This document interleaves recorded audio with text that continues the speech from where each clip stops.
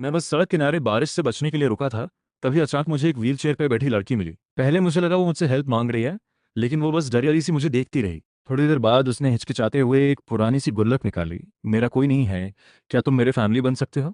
ये पैसे हैं, क्या मैं तुम्हें 2 दिन के लिए, एक दिन भी चलेगा? उस लड़की की उम्मीद भरी नजरें देखकर मना करने के शब्द जुबान तक आ गए, क्योंकि मेरे माँ बाप अचानक चले गए थे। बॉस ने जॉब से निकाल दिया था, सालों की गर्लफ्रेंड ने भी ये सुनकर साथ छोड़ दिया, और लैंडलॉर्ड ने घर से बाहर कर दिया। वॉलेट में बचे सिर्फ 137 रुपये। इस अजनबी शहर में बस यही मेरा आखिरी सहारा था। मैं उस बारिश में खड़ा टूट सा रहा था। तभी अचानक मुझे पीछे से कुछ ठकठकाने का एहसास हुआ। मैं मुड़ा तो देखा एक पतली सी नाजुक हाथ, जिसमें नसें साफ दिख रही थीं, एक छाता उठाए हुए थी। लग रहा था जैसे मुझे बारिश से बचाने की कोशिश कर रही हो। जब मैं मुड़ा तो देखा एक व्हीलचेयर पर बैठी लड़की थी। दुबली पतली, चेहरा पीला, बाल बिखरे हुए। फिर भी उस चेहरे की खूबसूरती छुप नहीं रही थी। बारिश उसके आधे बदन को भिगो चुकी थी, लेकिन उसे परवाह नहीं थी। वो बस मुझे छाते से बचाने की कोशिश में लगी थी। मुझे देखकर खुद पर हंसी आई। सोचा नहीं था कि एक डिफरेंटली एबल्ड लड़की को मेरी केयर करनी पड़ेगी। लेकिन थैंक यू कहने से पहले ही उसकी चेयर पीछे की तरफ खिसकने लगी। तब मुझे समझ आया कि यहाँ ढलान है, छाता छूट जाए, इसकी परवाह किए बिना मैं भागा। जब भी वो अपने हाथ से चेयर रोकने की कोशिश करती, तो और तेज हो जाती। आखिरी मोमेंट में मैंने चेयर पकड़ ली, लेकिन छाता उछलकर सीधे उसके सिर पर गिरा। लगा जैसे पहियों वाला मशरूम बन गई हो। मैंने पहले उसका हाल पूछा, ठीक हो? उसने थोड़ा कंफ्यूज होकर सिर हिलाया। इतनी रात को अकेले बाहर क्यों हो?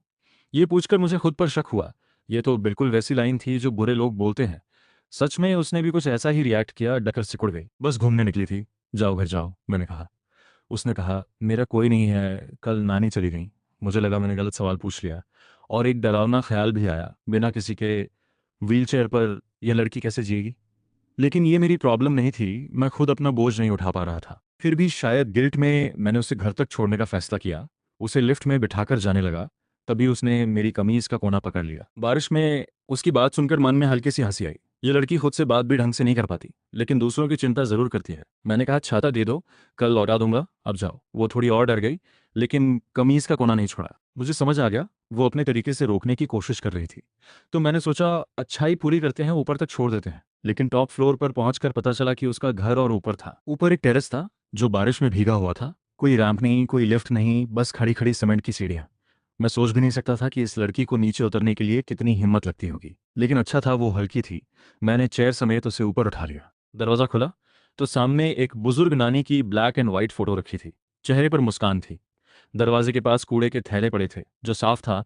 अकेले उनके लिए नीचे ले जाना मुश्किल था। रात को बाहर क्यों निकली थी, ये सवाल जहन में था। जब मैं जाने लगा तो वो बोली, आए हो तो जा क्यों रहे हो? मुझे थोड़ा अजीब लगा, लेकिन उसकी साफ और मासूम आंखें देखकर गुस्सा नहीं आया। तभी मुझे एहसास हुआ कि इस लड़की को शायद अंदाजा ही नहीं कि किसी अजनबी को घर बुलाना कितना डेंजरस हो सकता है। मैंने झुककर समझाया, किसी अजनबी को घर बुलाना ठीक नहीं, खासकर मेरे जैसे किसी को। वो एकदम से सहम गई। मेरे कोई नहीं है, तुम पहले हो, और मैं एडल्ट हूँ, आइडेंटिटी कार्ड है। ये आखिरी बात उसने बहुत कॉन्फिडेंस से बोली, बाकी सब हिचकिचाते हुए। मुझे हंसी भी आई और हैरानी भी। ये बात नहीं है, प्रॉमिस करो आगे से किसी अजनबी को घर नहीं लाओगी। जब मैं मुड़ा, उसने फिर कमीज पकड़ ली। तुम नहीं रुके तो नेक्स्ट टाइम नहीं होगा। मैंने एक लंबी सांस ली। बात उससे कम्युनिकेट करने की नहीं थी, बात थी उस अकेलेपन की जो मुझे भी महसूस होती थी। लेकिन मैं कोई संत नहीं था, और सामने एक ऐसी लड़की थी जो खुद की रक्षा नहीं कर सकती। मेरी टूटी जिंदगी का असर उस पर नहीं पड़ना चाहिए था। सुनो, मैं जानता हूं तुम्हें किसी की जरूरत है, लेकिन आज रहूंगा तो कल, परसों? मुझे पैसे कमाने हैं, हमेशा नहीं रह सकता। ये बात कड़वी है, लेकिन सच है, तुम्हें खुद जीना सीखना होगा। उसका सिर धीरे धीरे झुकता गया। मुझे लगा शायद ज्यादा कड़वा बोल दिया। देखो, मेरे पास कोई रिच लेडी नहीं है जो मुझे सपोर्ट करे, मैं खुद भूखा मर रहा हूँ। पहले सेटल हो जाऊं, फिर देखते हैं। ये सुनकर उसकी आंखें अचानक चमक उठीं। वो झटपट अंदर गई और एक पुरानी सी गुल्लक लेकर आई। मैं तुम्हें सपोर्ट करूंगी, कितने दिन होते हैं? उसकी आवाज़ धीमी होती गई। उसे पता था ये पैसे बहुत कम थे, लेकिन फिर भी वो गुल्लक उठाए खड़ी थी। देखकर दिल भारी हो गया। ये पैसे शायद उसके आखिरी थे, और अगर मैं चला गया तो न जाने कितने दिन बाद किसी को पता चलता। मैंने सीरियसली पूछा, माँ बाप कहाँ हैं, सच बताओ। वो थोड़ी सहम गई, फिर रुक रुक कर बोली, पापा मामा ने छोड़ दिया, वो विदेश चले गए। नानी से भी कांटेक्ट नहीं था। मेरे मन में एक गहरी बेबसी उतर गई। उसने फिर गुल्लक आगे की। उसकी बाहें थक रही थीं, लेकिन नजर मुझ पर टिकी थी। इंसान खरीदे बेचे नहीं जाते, लेकिन माँ कहती थी बेच देंगे मुझे। उसकी बात सुनकर मन में कुछ टूट गया। उसके माँ बाप पर बेहद गुस्सा आया, और जैसे ही उसे मेरी चुप्पी से जवाब मिला, उसकी सारी रोकी हुई भावनाएं बह निकली। सॉरी, मुझे डर लगता है। उसके मोटे मोटे आंसू उसके बेजान पैरों पर गिर रहे थे। ये देखकर मैं हक्का बक्का रह गया। अरे रुको, रो मत, बात करो। जैसे ही मैंने ये कहा, उसने रोना एकदम बंद कर दिया, जैसे पॉज बटन दब गया हो। लेकिन आंसू चुपके चुपके गिरते रहे और उसने मुंह फुला लिया जैसे मैं ही जालिम हूं। अब मेरे पास कोई ऑप्शन नहीं था। ठीक है, बताओ क्या चाहिए। खाना। सच कहूं तो मुझे पहले से अंदाजा था, लेकिन सिर्फ खाने की बात सुनकर थोड़ी जान में जान आई। बोलते क्यों नहीं पहले? घर में क्या है? गाजर, अंडे और चावल। कुकर में चावल भी है। ये कहते ही वो थोड़ा सिकुड़ गई। मुझे कुछ अजीब लगा, लेकिन ज्यादा सोचा नहीं। किचन में गया, सोचा एक फ्राइड चावल बना देता हूँ। लेकिन अंदर जाकर देखा बस एक एग्जॉस्ट फैन, कोने में कुछ अंडे, मुरझाई हुई गाजर और दो पुराने घिसे पिटे पॉट्स। सच में देखकर दिल दुखा। लेकिन ऑयल, सॉल्ट, सॉस सब था, तो सिंपल फ्राइड चावल बन सकता था। जब मैंने सेल्फ कॉन्फिडेंस के साथ चावल कुकर खोला तो अंदर एक पूरी ग्रे रंग की दुनिया बसी थी, और नीचे का चावल इतना सख्त था कि वेपन की तरह लग रहा था। मैंने गहरी सांस ली और नजरें घुमाई। देखा, कोई चुपचाप रूम की तरफ खिसक रही थी। रुको। वो एकदम जम गई, भागे भी नहीं, रुके भी नहीं। बताओ ये कब का है? बस कल का, वो धीरे से बोली। ये कल का नहीं लगता, 3-4 दिन। ये तुम्हारी कुकिंग नहीं है, चावल कुकर की गलती है। वो मुंह में बड़बड़ाने लगी। मुझे हंसी आ गई, लेकिन जब पॉट साफ करते करते मैंने एक और बात सोची तो मन सहम गया। तुमने कितने दिनों से कुछ खाया नहीं? 2 दिन। उसने सिर झुका लिया। पेट ने भी टाइमिंग पर आवाज दे दी। सब क्लियर हो गया। देखो, जल्दी क्या है, कोई छीनेगा नहीं। मैंने खुद भी एक बाइट लिया, ठीक लगा। वो चुप हो गई, फिर और तेजी से खाने लगी। पहले मुझे लगा बस भूख है, लेकिन आधा खाते खाते उसकी आंखें भर आईं। खाना रुका नहीं, लेकिन आंसू भी नहीं रुके। फिर क्यों रो रही हो? कहीं मैंने ठीक से बर्तन नहीं धोया? वो हल्का हंसी, आंसू पोंछते हुए बोली, नहीं, बस याद आ गई नानी की। वो भी ऐसे ही कहती थी। मैं कुछ बोलने ही वाला था, तभी उसकी एक मुस्कान ने सब कह दिया। उस पल मन का बोझ थोड़ा हल्का हुआ। सच कहूं, थोड़ा दिल भी हिला। लेकिन नहीं नहीं, मैंने खुद को रोका। डर से ज्यादा उसकी चिंता हुई। मैंने पूछा, तुम स्कूल कहाँ जाती हो? उसने काफी सोचने के बाद धीरे से बोला, मिडिल स्कूल तक ही गई। क्लासमेट्स मजाक उड़ाते थे, बुरा लगता था। नानी ने छुड़वा दिया, लेकिन मैं सह सकती थी। मैंने एक लंबी सांस ली। घर में बंद रहना, दुनिया से कटा होना, और जो अकेली समझती थी वो भी चली गई। कोई नॉर्मल लाइफ नहीं थी उसकी। सोशल सिक्योरिटी या कोई गवर्नमेंट बेनिफिट मिलता है क्या? पता नहीं। तभी उसने बात बदली। वो, क्या मैं तुम्हारी एक ड्राइंग बना सकती हूँ? डर है कि तुम गए तो वापस नहीं आओगे। ये कहते ही वो रूम में चली गई। मैं उत्सुकता से पीछे गया और दरवाज़ा खुला तो मैं हैरान रह गया। पूरा कमरा रंगों से भरा था, जैसे एक अजीब और खूबसूरत रंगीन दुनिया। बस छत के पास थोड़ी जगह खाली थी, जहां तक व्हीलचेयर नहीं पहुंच सकती थी। मुझे ड्राइंग बहुत पसंद है, ये कहते हुए उसकी आंखों में एक अलग ही कॉन्फिडेंस था। लेकिन मैं सोच रहा था, दीवार पर इतना सब बनाना उसके लिए कितना मुश्किल रहा होगा। वो खुशी खुशी स्केचबुक निकाल लाई और मेरी तरफ देखती, फिर पेज पर, फिर मेरी तरफ। आधे घंटे में उसने मेरी ड्राइंग बना दी। मेरे हाथ थोड़े कांप रहे थे जब मैंने वो पेज लिया। देखा तो दंग रह गया। ड्राइंग में मैं बारिश की रात में बैठा था। हाथ में एग फ्राइड चावल का बोल था और एक छोटी सफ़ेद बिल्ली मेरी पैंट खींच रही थी, बोल की तरफ देख रही थी। मुझे नहीं पता था मैं उसकी नज़र में ऐसा दिखता हूँ। लेकिन ये बिल्ली कहाँ से आई? उसने जवाब नहीं दिया, झटपट टॉपिक बदलने लगी। लेकिन उसके कान लाल हो गए थे। तब समझ आया, वो बिल्ली खुद वो थी। मैंने ऊपर देखा, सोचा देखूं कहीं सच में कान तो नहीं है। उसकी नज़र मुझ पर आई, कंफ्यूज और थोड़ी सतर्क। वो और सिकुड़ गई। मूड ठीक रखने के लिए मैंने कहा, और ड्राइंग्स दिखाओ। ये नीचे वाली जान दादी है, जब भी चुपचाप बाहर जाती थी वो हाथ हिलाती थी। और ये ली दादा कारपेंटर हैं, मेरी पुरानी व्हीलचेयर इन्हीं ने बनाई थी। मैं पेजेस पलटता रहा। हर ड्राइंग में कोई ना कोई था जिसने उसकी जिंदगी को थोड़ा छुआ था। ये कोई स्केचबुक नहीं थी, ये उसकी एक क्यूट और वार्म डायरी थी। तभी मेरे दिमाग में एक आइडिया आया। मैंने फ़ोन निकाला और ऑनलाइन कार्टून पोर्ट्रेट की प्राइसेस देखी। एक पोर्ट्रेट पर 30 से 50 रुपए मिलते थे। कम था, लेकिन उसके लिए काफ़ी था। मैंने एक क्यू स्टाइल फोटो दिखाई। क्या तुम ऐसा बना सकती हो? उसने धीरे से हाँ कहा। लेकिन सिर्फ पेपर पर काम नहीं चलेगा, डिजिटल ड्राइंग टैबलेट चाहिए प्रैक्टिस के लिए। मैंने चेक किया, बेसिक टैबलेट 100 रुपए के आसपास मिलता था, जो मैं अफोर्ड कर सकता था। घर पर एक पुराना लैपटॉप भी था, वो काम आ जाता।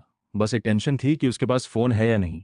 उसने पॉकेट से फ़ोन निकाला और जो देखा उससे मेरा दिल डूब गया। एक पुराना सा कीपैड फ़ोन। ये चलेगा? फ़ोन की प्रॉब्लम बाद में सोचेंगे। अभी तो जिसके पास खाने के पैसे नहीं, उसके लिए इतना इन्वेस्ट करना बड़ी बात थी। और ये भी गारंटी नहीं थी कि ऑर्डर्स मिलेंगे या नहीं। सच में उस मोमेंट में छोड़ने का मन किया, लेकिन उसकी आंखों में जो उम्मीद थी वो देखकर मन बदल गया। जो होगा देखा जाएगा। तभी याद आया कि पापा ममा के नाम पर एक किराए का घर था। आधा महीना बचा था, लेकिन 3,000 का डिपॉजिट वापस मिल सकता था। कल कम्युनिटी सेंटर जाकर उसके बेनिफिट्स के बारे में भी पता करना था। खुद एक नई जॉब ढूंढनी थी। सब मिलाकर 1-2 महीने निकल सकते थे। बाकी उस लड़की की मेहनत पर था। क्या तुम ड्राइंग से कमाना चाहोगी? उसका जवाब हाँ था, और मेरा मन थोड़ा हल्का हुआ। घर जाने के लिए मुड़ा तो फिर कमीज पकड़ ली। कल आओगे ना? आऊंगा। उसकी मासूमियत पर हंसी भी आई। राहत भी हुई कि कम से कम रात रुकने को नहीं बोला। नाम? शाठियान। तुम्हारा? ट्यूशी। अगले दिन सुबह मैंने लैंडलॉर्ड को कॉल किया। शायद उन्हें माँ बाप की बात पता थी, उन्होंने डिपॉजिट के साथ बचे हुए किराए के पैसे भी लौटा दिए। फिर कमर्शियल एरिया में गया। 3,000 की सैलरी वाली प्रिंटिंग शॉप की जॉब मिल गई। काम निपटाते निपटाते दोपहर हो गई। तब याद आया, घर पर एक भूखा मशरूम इंतजार कर रहा है। भागते हुए उसके घर पहुंचा, लिफ्ट से निकला तो जलने की बदबू आई। कुछ गड़बड़ लगा तो मैं भागते हुए ऊपर गया और जोर जोर से दरवाजा पीटा। थोड़ी देर में दरवाज़ा अंदर से खुला और काला धुआं बाहर निकला। सामने व्हीलचेयर वाली मशरूम खांस रही थी, आंखें इधर उधर घुमा रही थी, जैसे कोई बच्चा गलती पकड़े जाने पर करता है। वो, तुम आ गए। उसे ठीक देख मुझे राहत और गुस्सा दोनों आए। मैं किचन में भागा और जल रहे चावल कुकर को बंद किया। ढक्कन खोला तो अंदर एक बूंद पानी नहीं था, नीचे तक काला कोयला हो गया था। मैंने मुड़कर उस भागने की कोशिश कर रही मशरूम को पकड़ा। बताओ ये कैसे हुआ? बस खाना बनाने की कोशिश की, फिर डर गई कि ठीक नहीं बना, सोचती रही और भूल गई। मैं गुस्से से दांत पीसने लगा। अगर मैं थोड़ा देर से आता तो पता नहीं क्या होता। क्यों शू, अगर तुमने दोबारा खाना बनाया तो मैं तुम्हें ही पका दूंगा। उसका मुंह बन गया, लेकिन मेरा गुस्सा भी उड़ गया। चलो बाहर घूमो, खाना बन जाएगा तो बुलाऊंगा। क्यूशू ने मुंह बनाते हुए व्हीलचेयर मोड़ी और किचन से निकल गई। हम अभी तो बस मिले हैं, ये ठीक नहीं लगता। अरे दिमाग कहाँ है तुम्हारा? मैं कह रहा हूँ डिसेबिलिटी सर्टिफिकेट और आइडेंटिटी कार्ड लेकर चलो, तुम्हारा बेनिफिट कहाँ जा रहा है वो पता करना है। मैं उसे घूरता रहा।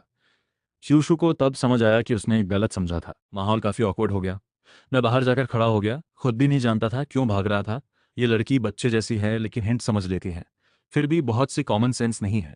शायद बस एक सिंपल और इनोसेंट लड़की है, ये सोचकर मैं थोड़ा सिहर गया। तभी क्यूशू ने धीरे से दरवाजे से झांक कर देखा। मुझे देखकर उसने राहत की सांस ली। जल्दी आओ। और क्या देख रहे हो? देर हो गई तो क्यों लग जाएगी? अगर थक गया तो तुम्हें वहीं छोड़ दूंगा और खुद व्हीलचेयर पर बैठ जाऊंगा। ते तुम बुरे हो? क्यूशू डर गई, दोनों हाथों से व्हीलचेयर धकेलने लगी। ये देखकर मुझे हंसी आ गई। नीचे पहुंचे तो जांग दादी ने मुझे रोक लिया। उन्होंने मुझे ऊपर से नीचे तक देखा, जैसे किसी बुरे आदमी को पहचान रही हो। जब पता चला कि कल मैंने ही क्यूशू को बचाया था तो उनकी आंखें थोड़ी नरम हुई। लड़के गरीब हो लेकिन शक्ल से सीधे लगते हो। बस इस बच्ची की नानी अचानक चली गई और मुझसे भी अब ज्यादा नहीं होता, ये कहकर उन्होंने क्यूशू की तरफ एक मीनिंगफुल नजर डाली। मैंने जल्दी से टॉपिक बदला। दादी, क्यूशू का डिसेबिलिटी बेनिफिट कहाँ जाता है बताएं? वो भी नहीं जानती थी। क्यूशू, नानी के अकाउंट का पासवर्ड याद है? उसने सिर हिला दिया। मुश्किल था तो मैं सोचा बैंक में नया कार्ड बनवाते हैं और सीधे उसी में बेनिफिट ट्रांसफर करवा देते हैं। बैंक की तरफ चलते हुए क्यूशू बार बार मुड़कर मुझे देखती रही। आखिरकार हिम्मत करके बोली, क्या मेरा खुद का पासबुक होगा? पासबुक नहीं, वो कुछ कहना चाहती थी। मैं उसे थोड़ा चिढ़ाने से खुद को नहीं रोक पाया। लेकिन अच्छी बात यह है बैंक कार्ड मिलेगा, पासबुक से ज़्यादा इजी है। बैंक कार्ड महंगा होता है? नहीं, बस 10 रुपए। इतना महंगा? ये तो मेरे पूरे हफ्ते की पॉकेट मनी है। ये कब की पॉकेट मनी है? मिडिल स्कूल की। मैंने एक लंबी सांस ली। मन में तरस आया। चिंता मत करो, मैं कोशिश करूंगा तुम्हें कमाल सिखाने की, कई गुना ज्यादा। सच में? ह्यूशू ने भूली नजरों से देखा। उसे नंबर्स का कोई आइडिया नहीं था, बस मेरी बात पर भरोसा था। बैंक पहुंचकर उसकी सोशल एंग्जाइटी फिर स्टार्ट हो गई। जब काउंटर पर स्टाफ ने पूछा कि क्या काम है, वो हकलाने लगी और मेरी कमीज खींचने लगी जैसे जीवन रेखा पकड़ी हो। मैंने उसे इशारा किया कि डॉक्यूमेंट्स खिड़की से दे दो। उसने पूरा बैग ही घुसा दिया। स्टाफ भी हैरान रह गई, लेकिन आखिर में बैंक कार्ड बन गया और साथ में नेट बैंकिंग भी। अब उसे हर बार पैसे निकालने के लिए नीचे नहीं उतरना पड़ेगा। सिविल अफेयर्स ऑफिस जाते हुए क्यूशू कार्ड को हाथ में पकड़े बार बार देख रही थी, खुश होकर बड़बड़ा रही थी। मैंने छेड़ा, सिर्फ एक कार्ड है, इतना खुश होने की क्या जरूरत है? कोई तुम्हें बच्ची समझकर बहका ना ले। तुम गलत बोल रहे हो, मैं बच्ची नहीं हूँ। बस तुम ही मुझे बच्ची बोलते हो, तुम ही बुरे हो। ये सुनकर मुझे एहसास हुआ कि आसपास के लोग मुझे अजीब नजरों से देख रहे थे। मैंने झटपट उसके सिर पर हाथ रखा ताकि वो और कुछ न बोले। हाथ लगाते ही वो चुप हो गई। तब मुझे अपनी गलती का एहसास हुआ। मैंने माफी मांगी, लेकिन क्यूशू ने खुद को ही ब्लेम किया। नहीं, मेरी गलती है, मैं बहुत खुश हो गई थी। मन में हुआ, काश मैं अपना हाथ काट लेता। वो इतनी क्यूट थी कि मैं रुक नहीं पाया। मैंने अटपटे से एक्सप्लेन करना शुरू किया, सोचा काम चल जाएगा। लेकिन क्यूशू ने कुछ सेकंड सोचकर पूछा, तो तुमने मेरा सिर क्यों छुआ? मैं एकदम से स्टक हो गया, लेकिन उसका चेहरा देखकर झूठ नहीं बोल सका। लगा तुम किसी क्यूट जानवर जैसी हो, तो रुक नहीं पाया। मैंने दूसरी तरफ मुंह करके चुपके से उसकी रिएक्शन देखी। उसने बस एक आवाज़ निकाली और मुंह फेर लिया। मुझे लगा वो तारीफ सुनकर खुश हुई। थोड़ी देर में सिविल अफेयर्स ऑफिस आ गया। क्यू बहुत लंबी थी। क्यूशू ने आसपास देखा, खुश कपल्स नजर आए। उसने क्यूरियस होकर पूछा, ये सब शादी करने आए हैं? हाँ शायद। मैंने ज़्यादा कुछ नहीं कहा, डर था कि उसे कुछ नया सिखा दूंगा। लेकिन क्यूशू ने खुद दूर खड़े एक उदास कपल की तरफ इशारा किया। और वो शायद डिवोर्स के लिए आए हों या कोई और काम हो, जाकर पूछें। पूछना है तो तुम जाओ। बस इतना सुनते ही वो सिकुड़ गई। तुम इतना सब जानते हो, जरूर कई बार शादी की होगी। बकवास मत करो, मेरी कभी शादी नहीं हुई, यहाँ भी पहली बार आया हूँ। तो क्या मेरी शादी होगी? उसकी आंखों में थोड़ी उम्मीद आई, फिर धीरे धीरे फीकी पड़ गई। लेकिन कोई मुझे चूज करेगा? ये सुनकर मन में एक अजीब सा गुस्सा उठा। ये बात किसने कही? माम ने। कहती थी मेरे जैसी लड़की की शादी हो जाए, यही बहुत है। मुझे भी लगता है वो सही थी। अगर कोई सच में मुझे चूज करे तो मुझे बस यही काफ़ी है। उसकी आवाज़ धीमी होती गई। नीचे अपनी व्हीलचेयर को कसकर पकड़े बैठी रही। मैं झुककर बोला, बेकार मत सोचो, तुम बहुत अच्छे हो, इतनी अच्छी कि दूसरे खुद शर्मिंदा हो। सच में देखो, अभी मैं भी शर्मिंदा हूँ, इसीलिए तुम्हारी तरफ नहीं देखा। मैंने नजरें चुराई। क्यूशू ने थोड़ा सोचकर कहा, मुझे लगा तुम मुझे देखना पसंद नहीं करते। ना पसंद नहीं, ये कहना दिल से झूठ होता। और हाँ कहूँ तो बात किसी और डायरेक्शन में जाती। मैं फंस गया। अच्छा हुआ क्यूशू ने टॉपिक बदला, लेकिन रुकी नहीं। क्या मेरी भी डिवोर्स होगी? वो दोनों बहुत दुखी लग रहे हैं, जैसे पापा मामा झगड़ते थे। मुझे नहीं पता था क्या जवाब दूं। सच में मेरा खुद का ब्रेकअप अभी ताज़ा था। इन सवालों का जवाब देने की मेरी कोई पोजीशन नहीं थी। अपनी बर्बाद जिंदगी याद करके मन थोड़ा उदास हो गया। तभी एक छोटी सी हाथ ने मुझे छुआ। उदास मत हो, तुम्हारे हाथ बड़े हैं, इतने बड़े कि मेरा पूरा सिर ढक जाए। बिल्कुल बचपन में दादाजी के हाथ जैसे। दादाजी अच्छे इंसान थे, इसलिए तुम भी अच्छे हो।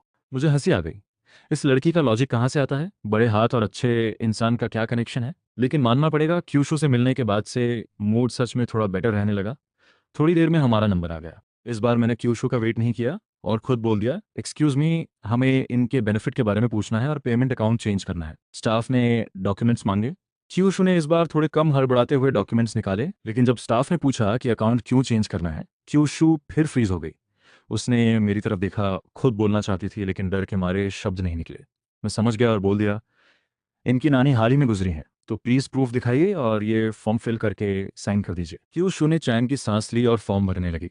लेकिन तभी स्टाफ ने पूछा, आप दोनों कपल हैं? चाहे तो मैरिज रजिस्टर भी करवा लें, अभी चावल और ऑयल का ऑफर भी है, साथ में एक थाली और अंडे भी मिलेंगे। मुझे याद आया, ये सिविल अफेयर्स ऑफिस है। मैंने जल्दी से एक्सप्लेन किया कि हम दोस्त हैं। साथ में क्यूशू की तरफ देखा। वो पूरी तरह लाल हो गई थी। अगर मैंने एक सेकंड और देर की तो उसकी पेन कहीं भी जाती। जाते वक्त स्टाफ से पूछा तो पता चला बेनिफिट 2 दिन बाद आएगा। थोड़ी राहत मिली। 1 महीने में 1,350 रुपये का बेनिफिट और मेरी 3,000 की सैलरी। इस महीने कम से कम भूखा नहीं रहेगा। लेकिन सिविल अफेयर्स ऑफिस से निकलकर देखा कि क्यूशू अभी भी शादी वाले टॉपिक पर ही थी। नानी कहती थी, शादी के बाद कोई हमेशा साथ रहता है, हम साथ खुश होंगे, और जब मैं गिरूंगी तो वो फूंक मारेंगे और मेरी कमियां भी एक्सेप्ट करेंगे। उसकी आंखों में एक सपना था। मुझे समझ आया, ये लड़की शादी नहीं, बस साथ चाहती है। कोई टाइप है तुम्हारा? कोई भी ढूंढ लोगी क्या जिसे पसंद न करती हो? ये तो सोचा नहीं। लेकिन नानी कहती थी, जो पसंद आए उसे घर ले आओ, कुकिंग से दिल जीत लो। घर का ये लॉजिक सुनकर मैं थोड़ा हंसा और थोड़ा डरा भी। क्यू शू की कुकिंग की याद आते ही उस बेचारे इंसान के लिए मन में दुआ निकली। और क्यू शू भी मेरी एक्सप्रेशन देखकर थोड़ी लो हो गई, लेकिन फिर भी बोली, मैं ज़रूर अच्छा खाना बनाऊंगी। हाँ हाँ, मानता हूँ, वरना उसे पकड़कर मेरे लिए खाना बनवाऊंगा। ये सुनकर मुझे खुद क्यू शू से पहली मुलाकात याद आई। ये तो जैसे मुझे ही पॉइंट कर रहा था, लेकिन ये लड़की इतनी इनोसेंट है कि कोई प्लान नहीं लगता। मैंने टेस्ट करते हुए कहा, ये तो ज़बरदस्ती जैसा हुआ। क्यूशू ने सोचकर हाँ कर दी। तुम्हें पता है इसका मतलब?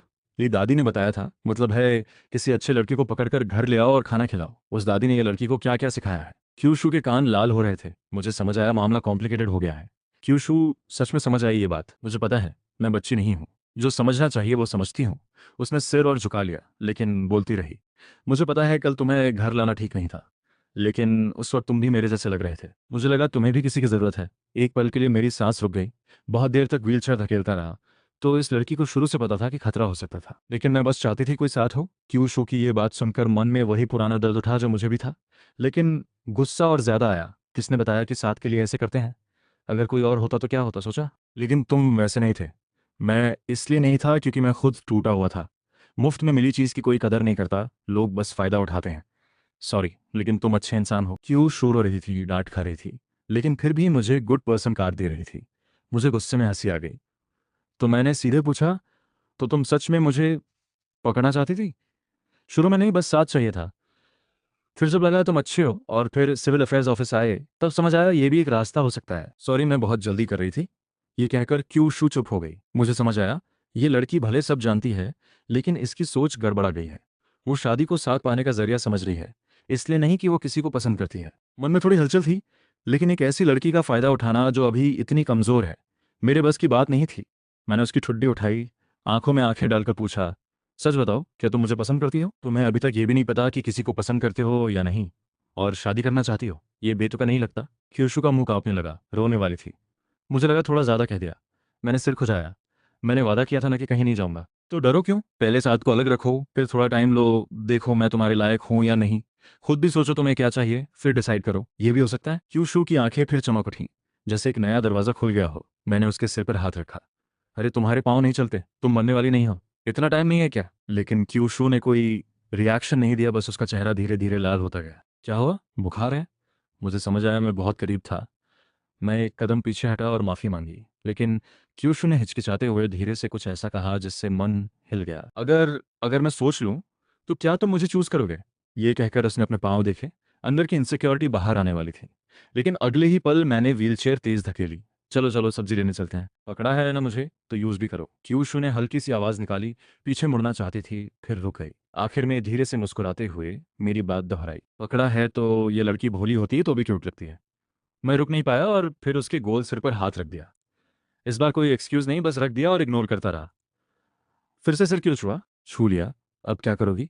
वैसे तुमने मुझे पकड़ा है, मैं एक बार सिर नहीं छू सकता? क्यूशू ने ठुड्डी थोड़ी ऊपर उठाई। आवाज में थोड़ी कम इनसिक्योरिटी थी। तो मैं क्यूट लगी? नहीं, ये लड़की अब इतनी जल्दी समझने लगी है। मेरे चुप रहने पर क्यूशू ने हिम्मत करके कहा, मुझे भी तुम बहुत क्यूट लगते हो। क्या मैं तुम्हारा सिर छू सकती हूँ? उसकी आंखों में उम्मीद थी। मेरा दिमाग थोड़ा रुक गया। ये लड़की इतनी डायरेक्ट कब से हो गई? और क्यूट कैसे, जब तुम गुस्सा हुए थे? तुम्हें कोई मैसोकिस्टिक टेंडेंसी तो नहीं है? डॉक्टर से मिलोगी? नहीं है, मुझे पता है तुम मेरे लिए गुस्सा हुए थे, इसीलिए डर के बावजूद क्यूट लगे और कह रहे हो नहीं है, नहीं है। तुम जानते हो मैं सबसे कम स्मार्ट हूँ, फिर भी तुम मुझ पर हंसते हो। क्यूशू घबराई तो उसकी बोलने की कैपेबिलिटी फिर गड़बड़ा गई। आखिर में गाल फुलाकर चुप हो गई। लेकिन तभी मेरी नज़र किनारे की एक मोबाइल शॉप पे गई। मैं रुका, सोचा, फिर क्यूशू को वहीं रुकने को कहा और अंदर घुस गया। जल्दी से बाहर निकला और एक सफ़ेद बॉक्स उसकी तरफ उछाला। ये मेरे लिए? लेकिन वो जिद करके वापस करने लगी। मैं एक कदम पीछे हट गया, उसकी रीत से बाहर। क्यूशू ने व्हीलचेयर आगे बढ़ाई और मेरे पीछे आने लगी। मुझे डर था कि वो गिर न जाए, तो मैंने उसे समझाया, क्यूशू, खाना बनाने वाला पकड़ा है तो उसे फ़ोन तो देना बनता है। जब तुम भूख लगने पर कॉल करोगी तो मैं जल्दी आ सकूंगा। सोचो, रखना चाहिए या नहीं? सही है, बिल्कुल। और बाद में पैसे कमाने के लिए भी यही काम आएगा। जब पैसे आए तो वापस कर देना। बहुत समझाने के बाद क्यूशू ने फ़ोन रख लिया, लेकिन वादा किया कि पैसे कमाकर वापस करेगी। देखकर समय हो चुका था। मैंने व्हीलचेयर पकड़ी और सब्जी लेने चलने लगे। खाने का नाम सुनते ही क्यूशू खुश हो गई, लेकिन अगले ही पल कुछ याद आया और घबरा गई। तुमने फ़ोन दिया और भाग तो नहीं जाओगे? नहीं, तो कब तक रहोगे? पहले खाना खाओ, फिर पूछना। शाम जल्दी ढल रही थी। मैंने जल्दी से बात घुमाई। खाना खाकर निकल जाऊंगा, कल फिर आऊंगा। बेईमान, समझ नहीं आया। मैं उस सवाल से बचना चाहता था जो पहले छोड़ दिया था। क्या मैं उसे चूज करूंगा? दिल के अंदर जवाब था, लेकिन खुद की ऐसी हालत में कोई ठीक जवाब दे पाना मुश्किल था। गरीबी में पली इनसिक्योरिटी, वो मुझ में भी उतनी ही गहरी थी जितनी इस लड़की में। लेकिन इस पल एक तीव्र इच्छा जागी। पैसे चाहिए, खुद की जिंदगी में एक मजबूत जमीन चाहिए। लेकिन अभी यह सिर्फ एक सपना था। क्यूशू ने निराश आंखें देखीं, कुछ कहना चाहा लेकिन चुप रही। जब मैं जाने के लिए मुड़ा तब वो बोली, रुक नहीं सकते? मैं ठिठक गया। याद नहीं कितनी बार रोक चुकी है, लेकिन इस भोली सी लड़की के लिए हमेशा थोड़ा और पेशेंस आ जाता है। क्या हुआ इस बार, क्या एक्सक्यूज है? मैंने मुड़कर हल्के से पूछा। तुम्हारे पास रहने की जगह नहीं है ना? क्यूशू ने धीरे से कहा। सीधे देखने की हिम्मत नहीं थी। पता कैसे चला? काफी देर चुप रहा, फिर एक थकी सी सांस ली। तुम, बदबू आ रही है। क्यूशू धीरे से बड़बड़ाई। तब मुझे याद आया, कल से बारिश में भीगा हूं, कपड़े भी नहीं बदले। फिर भी मैंने जिद की। इतना सफाई पसंद इंसान किचन इतना चमका देता है। रुको, तुम जीत गई, ठीक है। लेकिन मैंने फिर कहा, लेकिन रहूंगा कहाँ? तुम्हारे साथ नहीं रह सकता। फ्लोर पर सोना हो तो रात को उठना बैठना ऑकवर्ड होगा। और तुम सच में श्योर हो कि मेरे मन में कुछ नहीं आएगा? मेरी आवाज़ नरम हो गई। मुझे पता है तुम मुझ पर तरस खा रहे हो। हाँ। क्यूशू ने ऑनेस्टली सिर हिलाया, फिर पूछा, तो क्या तुम मान रहे हो कि तुम्हारे मन में कुछ है? मैं लगभग चौंक कर पीछे हट गया। ये लड़की इतनी जल्दी इवॉल्व हो रही है। मैंने माथा दबाया। सीधे जवाब नहीं दे सका, लेकिन मना भी नहीं किया। बस इतना करो, उन साफ आंखों से इस तरह मत घुरो और इतने इनोसेंट टोन में ऐसे सवाल मत पूछो। मुझे गिल्ट आती है। तो मैं नजरें हटा लूं? नहीं, मतलब, मैं फंस गया। सुनो, मैं मानता हूँ तुम खूबसूरत हो, सिंपल हो, कभी कभी इरिटेटिंग भी हो, लेकिन उतना ही क्यूट भी। कोई भी नॉर्मल आदमी होता तो मन में कुछ आता। मैं झुककर उसकी आंखों में देखते हुए सीरियसली बोला, इसीलिए मुझे खुद पर कंट्रोल रखना पड़ता है। समझ आई? हाँ। क्यूशू ने चुपचाप सिर हिलाया, फिर एक तरफ झुककर बोली, तो अगर मैं पहले तुम्हारे बारे में सोचने लगूं तो तुम्हें गिल्ट नहीं आएगी? मेरा दिमाग रुक गया। तभी मेरे गाल पर कुछ ठंडा और मुलायम छुआ। जब होश आया वो चेहरा तेजी से पीछे खिंच गया, पर वो चेहरा लाल हो रहा था। फिर भी वो अड़ी रही, जैसे जवाब चाहती हो। तुम। मैंने रिफ्लेक्सिवली गाल छुआ और दर्द से खड़ा हो गया। ये क्या किया? पता है क्या कर रही हो? मैं इमोशंस को साइड में रख नहीं पा रहा था। मुझे पता है, मैं बहुत कम स्मार्ट हूँ, बहुत सी बातें नहीं समझती, ये भी नहीं कि किसी को पसंद करना कैसे होता है। क्यूशू ने थोड़ा कड़वे लेकिन पक्के शब्दों में कहा, लेकिन मुझे यकीन है मैं तुम्हें पसंद करने की कोशिश ज़रूर करूंगी। यह, मैंने अपने फ्यूचर सेल्फ से तुम्हारे लिए थोड़ी सी पसंद उधार ली है, तो एक किस में क्या प्रॉब्लम है? ये कहते ही उसने सिर झुका लिया। मेरा दिमाग जाम हो गया। बड़ी देर बाद निकला, ऐसा भी होता है? होता है। क्यूशू ने फॉर्मली सिर हिलाया। तुमने फ़ोन उधार लिया, पैसे होने पर वापस करोगे? तो अपने फ्यूचर सेल्फ से थोड़ी सी पसंद उधार लेना क्यों नहीं होता? ये बात मुझ पर ही पड़ी। रुको, ये कोई लॉजिक है? कोई फ्यूचर से फीलिंग्स उधार लेता है? मॉर्गेज जैसा है, क्यूशू ने धीरे से कहा। और खुद से उधार लो तो वापस भी नहीं करना। तुम्हारी ये चालाकी सिर्फ मुझ पर ही यूज होती है, दूसरों पर यूज करूं? क्यूशू ने एक तरफ सिर झुकाया। नहीं, यह मेरे मुंह से अपने आप निकल गया और मुझे तुरंत पछतावा हुआ। क्यूशू हंस पड़ी। साफ था वो प्लान करके बोली थी। तुमने इससे सीखा? जो दादी से। क्यूशू ने गर्दन सिकोड़ी। एनीवे, पकड़ा है तो खिलाना पिलाना तो होगा। अभी ये सोच ही रहा था कि पीछे से धक्का लगा। ये कब पीछे आई? वो जोर से धकेल रही थी। जाओ जल्दी नहाओ, बदबू आ रही है। वो कोशिश कर रही थी लेकिन ज्यादा ताकत नहीं थी। मैंने सिंबॉलिक तरीके से 2 कदम बढ़ाए। सच में रहना यहाँ सोच लिया। मैंने फ्यूचर से पसंद उधार ली है, इसलिए अभी मेरे मन में है। तुम्हें बर्डन नहीं होगा। यार, ये इस तरह काम नहीं करता। मेरा सिर दुखने लगा। फ्यूचर की बात कोई नहीं जानता। पता नहीं ये उधार पसंद निकली या नापसंद। हो सकता है कुछ दिनों में हम अजनबी हो जाएं। क्यूशू का सिर झुक गया। मुझे एहसास हुआ मैंने उसकी कमजोर जगह छू ली। लेकिन इससे पहले मैं कुछ कहता, क्यूशू ने खुद कहा, तो प्रूफ कैसे करूं? एक और किस? तुम्हें आदत लग रही है। मैं लगभग टूट गया, हाथ ऊपर उठाए। ठीक है, मान लिया, चलो। क्यूशू ने जोर से सिर हिलाया। थोड़ी नाराजगी भी थी, लेकिन वो समझती भी है। तो यहां रहो जब तक कोई घर न मिल जाए। रहना है कहीं। वो आंखें लगाकर देखने लगी। एक रीजन दो, ऐसा रीजन जो मुझे कन्विंस करे। मैंने गहरी सांस ली। क्यूशू काफी देर सोचती रही, फिर धीमे से बोली, मैं नहीं चाहती कोई तुम्हें ले जाए। तुमने ये निकाल ही लिया। मैंने मुश्किल से एक शब्द निकाला, ठीक है। सच में? क्यूशू ने बड़ी आंखों से देखा। मैंने नहीं देखा। कॉर में रखा बैग उठाया और बाथरूम में घुस गया। दरवाजा बंद हुआ, पानी चला और मेरी चीख भी। ठंडा पानी। 10 मिनट बाद साफ कपड़ों में बाहर आया। फ्लोर पर व्हीलचेयर के निशान साफ थे। क्यूशू व्हीलचेयर से उतरकर जमीन पर बैठी थी चुपचाप। फ्लोर साफ कर दिया। और व्हीलचेयर से नीचे क्यों आई? क्यूशू ने ऊपर देखा। नीचे आई तो तुम्हारे पास रह सकती हूँ। एक पल के लिए दिल रुका। ये लड़की बहुत डायरेक्ट है, जीने नहीं देती। मैंने जबरदस्ती ब्लैंक फेस बनाए फोन का बॉक्स उठाया जो अभी तक बंद था। बस ऐसे ही बैठी रही। हाँ, क्यों? उसे कोई इशू नहीं लग रहा था। मैं सोच भी नहीं सकता था उसकी रोज की जिंदगी कितनी अकेली होगी। मैंने बगल में बैठी उस छोटी सी लड़की को देखा। खुद को बिजी नहीं रखोगी? मन में तुम हो इसलिए बोरिंग नहीं लगा। क्यूशू ने मुझे देखकर कहा। उसकी चमकती आंखें सीधे मेरी तरफ थीं। मन में कुछ उठा। मैंने जल्दी से टॉपिक बदला। इसीलिए फोन सीखना जरूरी है। अभी तुम इतना इमेजिन कर रही हो, फोन होगा तो और भी बेहतर होगा। सच में? हाँ बिल्कुल। मैंने फोन बॉक्स उसकी तरफ बढ़ाया। क्यूशू ने उसे पलट पलट कर देखा। नाखून से खुरचा। कुछ नहीं हुआ तो सीधे मुंह लगा ली। की से खोलो। ओह। क्यूशू ने ओबीडियंटली चाबी निकाली। बॉक्स खुला। एक चमकदार काली स्क्रीन अंदर रखी थी। उसने बड़े ध्यान से उठाया। आंखें और चमकने लगी। पसंद आया? मैंने उसे देखा। अपने आप मुस्कुराहट आ गई। पसंद आया। क्यूशू ने झूमते हुए ऊपर देखा। वो बड़ी बड़ी आंखें सीधे मुझ पर टिकी थी। तो जल्दी से ऑन करो। मैंने नजर हटाई। दिल की धड़कन जरा तेज हो गई। ये लड़की हमेशा सबसे बड़ा अटैक सबसे आम मोमेंट में करती है। इतने पास से कोई पसंद बोले तो असर होता ही है।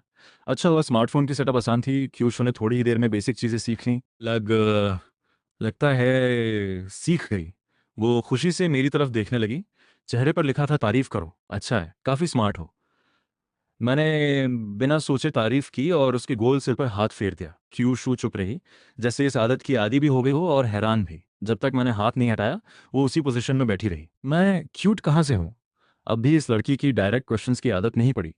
और वो करती कैसे है? इतना क्यूट चेहरा लेकर इतने डेंजरस सवाल पूछती है। मेरी एस्केप इंस्टिंक्ट फिर काम करने लगी। क्यूट हो इसीलिए कि चावल कुकर जला दिया।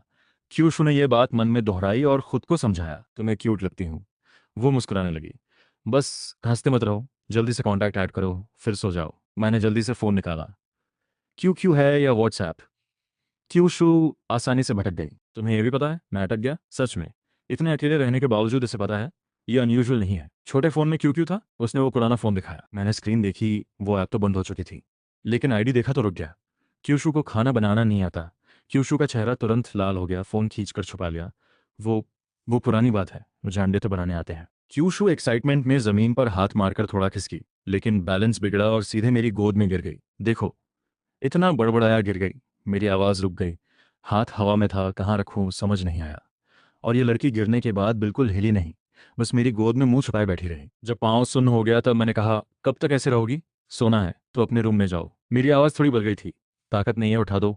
क्यूशू ने धीरे से कहा, खुद उठो। मैंने ज़बरदस्ती स्ट्रिक्ट बनने की कोशिश की, लेकिन लग रहा था ये लड़की जानबूझकर कर रही है, तो यहीं सो जाती हूँ। अरे बेईमानी मत करो, मुझसे ज़्यादा नहीं सहा गया। मैं दांत पीसते हुए झुका। क्यूशू ने चुपके से दोनों हाथ ऊपर किए। मैं टूट गया। सिर खुजाया और धीरे से उसे प्रिंसेस कैरी में उठाया। यह नकली बेहोश छोटी बच्ची बहुत हल्की थी। जैसे ही मेरी गर्दन पर उसके हाथ आए, मैं बड़बड़ाया, तुम्हारी सारी चालाकी मुझ पर ही लगती है। मुझे परवाह नहीं, क्यूशू और सिकुड़ गई, चेहरा मेरी छाती में छुपा लिया। किस किया, हक किया, आप जा नहीं सकते, वरना रूंगी। मन थोड़ा हिला, एक लंबी सांस ली, कहा ना नहीं जाऊंगा। लाइट बंद की, दरवाज़ा बंद हुआ। अंदर से एक पतली सी रोशनी दिखी। Good night Shatyan. बस आवाज़ से ही उसके हंसी का अंदाज़ा लग रहा था। गुड नाइट, मैंने खाली हवा में जवाब दिया और व्हीलचेयर के पास बैठ गया। कॉन्टैक्ट ऐड नहीं हो पाया था। पता चला उसके फ़ोन में बस 2 पैसे बचे थे। कोई प्लान नहीं, कल ब्रॉडबैंड लगवाते हैं। मैंने छत को देखते हुए सोचा। बिस्तर पर लेटा तो नींद नहीं आई। असल में यहाँ लेटकर एहसास हुआ कि इस लड़की की ज़िंदगी कितनी मुश्किल है। नहाते वक्त पता चला कि गीज़र भी नहीं है। सर्दी में कैसे काम चलेगी। एसी तो दूर की बात, एक पुराना सा पंखा कोने में पड़ा था। बहुत देर करवटें बदली, बाहर कुछ सिगरेट्स पिए, तब जाकर आंख लगी। सुबह किसी ने जगा दिया जैसे। नींद से उठा, घड़ी देखी, 6 बज रहे थे। चारों तरफ देखा, याद आया कि कहाँ हूँ। चुपचाप खाना बनाया, सब्जी बनाई, तैयार हुआ और निकलने लगा। लेकिन दरवाजे का हैंडल पकड़ते ही मन में कुछ खालीपन आया। पीछे उस कमरे के दरवाजे को देखा, खालीपन थोड़ा कम हुआ। कुछ भूल रहा था। जल्दी से स्टिकी नोट्स पर लिखा, भागा नहीं हो, खाना चूल्हे पर है, सब्जी भी 2 वक्त का खाना होगा। चुपके से दरवाजे पर लगाया, सोचा शायद काफ़ी नहीं, और नोट्स लिखे सबसे दिखने वाली जगह पर लगाए। तब जाकर तसल्ली हुई। निकलते ही ब्रॉडबैंड वाले को कॉल किया, शाम का टाइम फिक्स किया। फिर उस शॉप की तरफ गया जो कुछ ज़्यादा सीरियस नहीं लगती थी। सुबह 8 बजे शटर बंद था। मैं सोच में पड़ गया, बंद हो गई क्या। करीब 1 घंटे बाद एक आवाज़ आई, अंकल इतनी सुबह यहाँ मेडिटेशन कर रहे हो। लिन ले दूर से नाश्ता ले खुशी खुशी चिल्लाई, बॉस आप कितने बजे खोलते हो। 10 बजे, 1 घंटे पहले आए काफ़ी है। मेरे मन में एक घुटन सी थी। चलो नाश्ता करते हैं। लिन ने हाथ हिलाया, फिर नीचे सिगरेट के टुकड़े देखे। अंकल 1 घंटे में आधा पैक, कैंसर नहीं डरता। अंदर चलो। मैंने चुपचाप टुकड़े जूते से दबाए। खाना खाने के बाद बॉस ने डायरेक्टली मुझे गेम खेलना शुरू कर दिया। 2 दिन हो गए, कोई काम नहीं हुआ। ये बेकार फीलिंग मुझे बेचैन कर रही थी। बॉस कुछ रियल काम करें, वरना मुझे गिल्ट हो रही है। काम? कैसा काम? गिल्टी क्यों? मुझे एक्सप्लेन नहीं आया, बस बोला, लग रहा है एम्प्लॉय की तरह कोई वैल्यू नहीं दे रहा, जॉब जाएगी तो। उसने हाथ हिलाया और अटेंशन इकोनॉमी, इमोशनल वैल्यू जैसी बातें समझाने लगा। फिर डायरेक्टली फ़ोन निकाला और 3,000 ट्रांसफ़र कर दिए। बस पैसों की चिंता थी ना, ये महीने की सैलरी। लिन ने फ़ोन रख दिया। मैं काफ़ी देर सोचता रहा, ये मुझे ही क्यों, सस्ते में मिलते हो और थोड़े इनोसेंट भी हो। लिन की आंखें चमकी। वैसे तुम ग्रूमिंग टाइप हो, इंटरेस्टिंग। आने वाले दिनों में लिन लो मुझे कपड़े दिलाने ले गई, बाल कटवाए, एक घिसे पिटे से आदमी को ढंग का बना दिया। कमर्शियल एरिया में एक दिन अचानक एक्स गर्लफ्रेंड सू यू मिल गई। उसे लगा मैं उसका इंतजार कर रहा हूँ। ऑकवर्ड होने लगा। तभी लिन ले ने आइसक्रीम लिए एंट्री मारी और डायरेक्टली बोली, ओहो एक्स है, फिर भी ओरिजिनल क्वीन बनने का एक्ट। उसने आइसक्रीम मेरे मुंह में ठूंस दिया, रख मारी, ये मेरा मूडी वाला छोटा कुत्ता है। सुयू कुछ नहीं बोल पाई और झल्लाते हुए चली गई। थैंक्स, मैंने ऑकवर्डली सिर खुजाया। यार भाई है। लिन ने हाथ हिलाया, फिर करीब आई। बट सीरियसली तुम्हारा टेस्ट भी कमाल है, उसे चूज किया। मैंने सर पकड़ लिया। खैर शॉप पर लौटे तो दोपहर हो चुकी थी। प्रिंटर आने पर सही से काम शुरू होगा। काम का नाम सुनते ही मैं एनर्जेटिक हो गया। लेकिन तभी मन में उस लड़की का ख्याल आया। खाना खाया होगा, बोर तो नहीं हो रही, अकेले बाहर तो नहीं निकल गई। मन भटकते हुए मुझे एहसास हुआ कि उसके साथ रहते वक्त टाइम जल्दी गुजरता है। यह सोचकर अजीब सा लगा और मन में कुछ भागने की ख्वाहिश उठी। काम के बाद सीधे घर नहीं गया, पहले पुराने किराए के घर गए। कपड़े, टॉयलेटरीज और पुराना लैपटॉप उठाया, सामान लेकर बिल्डिंग में पहुंचा। दूर से जो दादी हाथ हिला रही थी, बेटा आ गए। मैंने हाँ कहा, लेकिन उन्हें देखकर थोड़ी बेचैनी होती है। बिल्डिंग के दरवाजे पर पहुंचा तो रुक गया। एक जानी पहचानी गोल सी सिर कॉरिडोर से झांक रही थी। मुझे देखकर बच्चों की तरह छुप गई। मैंने इग्नोर किया और लिफ्ट की तरफ बढ़ा। कॉर्नर के पास एक छोटा सा हाथ निकला और मेरे हाथ पर आ गया। अरे तुम नीचे कैसे आई? मैंने सरप्राइज होने का नाटक किया। जो दादी ने देखा, क्यूशू हकलाते हुए लाल होती गई। जब मर्द घर आए और बीवी दरवाजे पर मिले तो अच्छा लगता है। मैं प्रैक्टिस कर रही थी। मेरी आंखों के आगे अंधेरा छा गया। इस इलेक्ट्रॉनिक ब्रेन ने अब नया लेवल अनलॉक कर लिया। तुम खुश नहीं हो? मेरी चुप्पी देखकर क्यूशू ने डरते हुए देखा। खुश हूँ। मुझे एहसास हुआ। मैं मुस्कुरा रहा था, नजरें हटाई। तो क्या मैं बीवी हूँ? मैंने माथा थपथपाया। बिल्कुल। इसने खुश होने और बीवी को एक कर लिया, यह लॉजिक किसने दिया? और अकेले नीचे क्यों आई? गिरती तो। मैं उसके गाल दबाने लगा। क्यूशू ने एक बात में मेरा गुस्सा ठंडा कर दिया। तुम मेरी चिंता कर रहे थे? हाँ बिल्कुल कर रहा था। मैंने रेयर ऑनेस्टी दिखाई। वो स्टेयर्स पर कोई रेलिंग नहीं है, कुछ हो जाता तो मुझे बहुत बुरा लगता। सॉरी। क्यूशू ने सिर झुका लिया। माफ़ी की ज़रूरत नहीं, मैं जल्दी से कोई सेफ्टी सोल्यूशन ढूंढूंगा। तब तक वेट करोगी? क्यूशू ने जोर से हाँ किया। बस तुम याद आ रहे थे। मैंने रिफ्लेक्सिवली आंखें ढक लीं। यह लड़की कहती है समझ नहीं आता पसंद करना, लेकिन हर बात दिल की गहराई में जाकर लगती है। मुझे भी तुम याद आई। मैंने जितना हो सके हल्के टोन में कहा, खुद भी हैरान हो गया। सच में? क्यों शू चमक उठी। घर चलो, खाना खाया। मैंने टॉपिक बदला। हाँ। उसने अपना छोटा सा पेट थपथपाया। लिफ्ट में जाते हुए मन उड़ रहा था। ब्रॉडबैंड वाले को कॉल करना था, लेकिन लिफ्ट में क्यू शू ने पूछा, हम अभी कपल हैं? मेरी टेम्पल में खिंचाव हुआ। जो बात गले में घूम रही थी निकली तो बस पता नहीं। तो कपल कैसे होते हैं? साथ खाना खाना, साथ चिपके रहना, और थोड़ी किस हग वगैरह। ये कहकर खुद पर थप्पड़ मारने का मन किया, क्योंकि यह सब तो लगभग हो ही चुका था। क्यू शू और ज़्यादा सोचने लगी तो मैंने जल्दी कहा, लेकिन सबसे ज़रूरी है एक दूसरे को पसंद करना। क्यू शू फिर थोड़ी मायूस हुई। तो तुम मुझे कब पसंद करोगे? ऐसा सवाल पूछते हो जिसका जवाब किसी के पास नहीं होता। तुम्हें खुद नहीं पता अपने बारे में, और मुझसे पूछ रही हो? लिफ्ट से निकलते ही क्यूशू ने मुंह बनाया। मैं फ्यूचर से बोरो कर सकती हूँ, तुम भी कर लो। ये कोई हुआ बे है क्या? अंदर जाओ, मैं सब्जी लेकर आता हूँ। दरवाज़ा बंद हुआ। मेरी एक उंगली भी कांप रही थी। कहाँ गड़बड़ हुई? लेकिन सच पूछो तो मुझे लगने लगा था मैं उसे पसंद करता हूँ, लेकिन क्या मैं उसके लायक हूँ? ये सवाल उठा तो जेब में पड़े 3,000 रुपयों ने अजीब सी हिम्मत दी। हालांकि सोचा, पहले भी कुछ हज़ार में रिलेशनशिप चल जाती थी। इतना सोचना बंद। मेरे मन ने एक यू टर्न लिया। किस हो गई, हग हो गई, अब कहाँ जाएगी? जो होगा देखा जाएगा। बजाय इन उलझनों में डूबे रहने के, जिंदगी बेहतर बनाने पर फोकस करना ज्यादा जरूरी था। हालात पहले से बाहर जा चुके थे, और एक लड़की इतनी हिम्मत दिखा रही है तो मैं कायर कैसे रहूं? रास्ते में ब्रॉडबैंड वाले को कॉल कर दिया। ब्रॉडबैंड लगने के बाद क्यू शू डर के मारे रूम में छुप गई। वर्कर के जाने के बाद ही धीरे से निकली। जब मुझे पकड़ा था तब ये डर कहाँ था? वो अलग था। क्या अलग? तुम अच्छे लगते हो देखने में भी। आज भी ये लड़की बेतुकी बात करते करते कॉम्प्लीमेंट दे देती है। वाईफाई कनेक्ट हो गया, चैट्स डाउनलोड करो। क्यों क्यों खुलते ही मैसेजेस की बाढ़ आ गई। कई साल पुराने मैसेजेस थे। आखिरी मैसेज आधे महीने पहले का था। मैंने स्क्रॉल किया। क्यूशू की उंगली स्क्रीन पर रुक गई। अच्छी दोस्त? मैंने धीरे पूछा। उसने कांपते हुए हाँ किया। हाँ, क्लासमेट थी। जब मैं स्कूल छोड़ गई उससे बता नहीं पाई। ठीक है। मैं सोच में पड़ा। क्यूशू एकदम घबरा गई। वो लड़की है। तुम मुझे छोड़ोगे तो नहीं? इतना घबराओ क्यों? मैंने प्रोफाइल पिक्चर देखी, एक्सप्रेशन वाली थी। क्यूशू ने हेजिटेट करते हुए टाइप किया और मैसेज भेजा। एक वर्ड। दूसरी तरफ से रिएक्शंस की बाढ़ आ गई। क्यूशू ने फिर टाइप किया। दूसरी तरफ आग बुझ गई। फिर क्यूशू ने सीरियसली सोचकर एक एक वर्ड टाइप किया। मुझे एक आदमी मिला। उसने फोन दिलाया। मैंने जो हाथ उठाया था वो वापस रख लिया। जाने दो। ये दोनों मिलकर भी एक नॉर्मल इंसान नहीं बना सकते। उन दिनों के बाद मेरी और क्यूशू की क्लोजनेस बढ़ती गई। वो सोने से पहले मीठी मीठी बातें करती, और जब तक मैं जवाब देता वो सो चुकी होती। वो मेरी गोद में छुपकर ड्राइंग करती, मुझे पूप ऑफिसर और खुद को छोटी सफ़ेद बिल्ली बनाती। जब मैं गुस्सा होता तो वो सिकुड़ जाती, लेकिन झुकती नहीं। हमने कुछ बार झगड़ा भी किया। सबसे बड़ा झगड़ा तब हुआ जब उसने फिर कहा, तुम जा सकते हो, मेरी वजह से मत रुको। उस वक्त मेरा गुस्सा भड़क गया और मैंने उसे डांट दिया। लेकिन बाद में एहसास हुआ कि मैं भी उससे कुछ खास बेहतर नहीं था। लायक हूं या नहीं, ये सवाल मुझे भी अंदर से खाता था। झगड़े के बाद हम दोनों पहले से ज्यादा शांत हो गए। जैसा जो दादी ने कहा, बिना झगड़े के दो लोग सच में घुल मिल नहीं सकते। मैं उसे हॉस्पिटल ले गया पैरों की जांच के लिए। डॉक्टर ने बताया पोलियो का असर था। अगर समय पर इलाज होता तो आज लगभग नॉर्मल होती।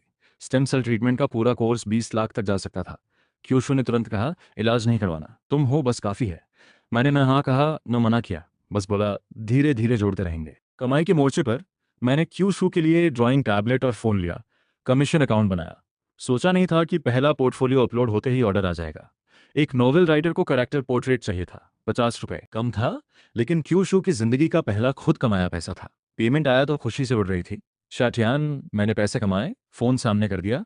40 रुपए चमक रहे थे। बढ़िया है। मैंने उसके सिर पर हाथ रखा। वो मुस्कुराती रही, फिर बोली, अब तारीफ में कोई और नाम बोलोगे? कौन सा? मैं मुस्कुराया। लाओवांग नहीं, लाओघुआन बोलो, सील लग चुकी है। वो मुझे हंसाती थी, लेकिन मेरे कान लाल हो ही गए। लाओवांग बहुत अच्छा किया। क्यूशू की आंखें धीरे धीरे बड़ी हुईं। फिर वो मेरे सीने में घुस गई। लाओघुआंग, तुम्हारी वजह से हुआ। Thank you. मैं भी खाली नहीं बैठा था। लिनले ने एक ब्लैंक फिगर दिया तो आइडिया आया। उसे मूवेबल मॉडल बनाया जा सकता था सोशल मीडिया कंटेंट के लिए। कॉलेज रूममेट चेन लियांग के हार्डवेयर स्टोर से पट्टी, पेंट और कलर्स ले आया। घर पर एक पुराना कंप्यूटर भी ले आया। क्यूशू ने मॉडल मेकिंग में कमल का टैलेंट दिखाया। आधे घंटे में कई टेक्निकल प्रॉब्लम सॉल्व कर दी। फिर वाटर कलर ब्रश से रंग भरा। ठीक है, उसने डरते हुए देखा। मेरी उम्मीद से कहीं बेहतर था। मैंने उसे अपनी बाहों में खींच लिया। वो मेरे सीने पर लेटकर ड्राइंग करती रही। एक गोल सी छोटी सफेद बिल्ली पूप ऑफिसर पर चढ़ी हुई, और वो ऑफिसर मुंह बनाते हुए भी चुपके से मुस्कुरा रहा था। उसने अपने अकाउंट का नाम रखा लूज में शाह यू च्यू। शाह मेरा, च्यू उसका। उसके रूम की दीवार पर एक मछली थी जो स्टार्स में आजाद तैर रही थी। और एक केकड़ा था जो ज़मीन पर था, स्टार्स में जाने के लिए तड़प रहा था। उसने खुद को वो केकड़ा बनाया था, आज़ादी चाहती थी, लेकिन ज़मीन पर बंधी थी। जब मुझे यह समझ आया, गला सूख गया। क्या देख रहे हो? उसने बेहद फ्लैट टोन में पूछा। मछली, केकड़ा, स्टार्स और वो थोड़े लेकिन बहुत चमकते तारे। वो मुस्कुराई, जैसे सूखी लकड़ी में पानी आ गया हो। शातियान, लगता है मुझे सच में तुम पसंद हो गए। मुझे भी, मैं अधूरे होश में जवाब दिया। फिर वो मेरी बाहों में सो गई। थोड़ी देर बाद मैंने उसके बाल हटाए, माथे पर हल्के से किस किया, फिर चुपचाप दरवाज़ा बंद करके निकल आया। दिन गुजरते गए, क्यू शू के ऑर्डर्स बढ़ते गए। उसने एनिमेटेड स्टिकर्स बनाने शुरू किए, अपनी कहानी को कार्टून बनाया, पूप ऑफिसर और छोटी सफ़ेद बिल्ली की कहानी। मैं भी स्लोई सोशल मीडिया बना रहा था, मॉडल बनाने के शॉर्ट वीडियोस।